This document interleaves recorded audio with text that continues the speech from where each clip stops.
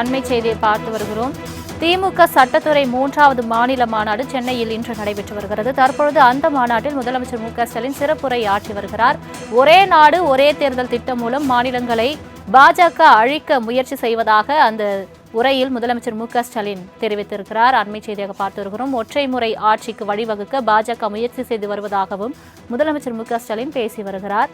திமுக சட்டத்துறை 3வது மாநில மாநாட்டில் சிறப்புரையாற்றி வரும் முதலமைச்சர் மு.க.ஸ்டாலின் ஒரே நாடு ஒரே தேர்தல் திட்டம் மூலம் மாநிலங்களை பாஜக அழிக்க முயற்சி செய்வதாக குறிப்பிட்டிருக்கிறார். முக்கிய இருந்தாலும் ஒன்றிய அரசுக்கு நான் வைக்கும் கோரிக்கை என்பது, நான் ஆளுநரை விமர்சிக்கிறேன் என்பதற்காக அவரை மாத்திடாதீங்க.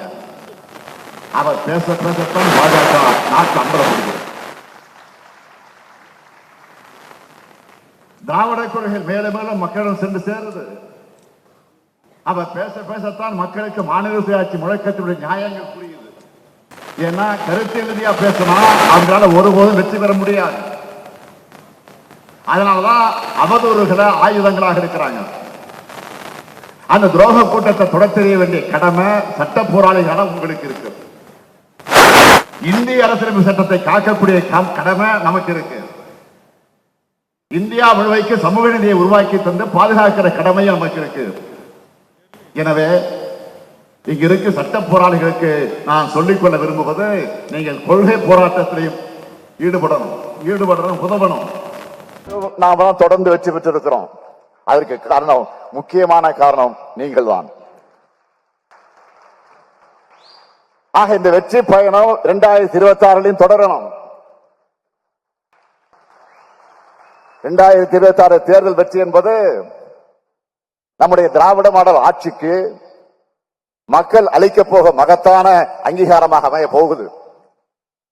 திராவிட முன்னேற்ற கழக ஆட்சி மீண்டும் அமைய, இந்தியா முழுமைக்கு திராவிட கோட்பாடுகளை வென்றெடுக்க கழக சட்டத்துறை சளைக்காமல் சமரசம் இல்லாமல் உழைக்கணும்.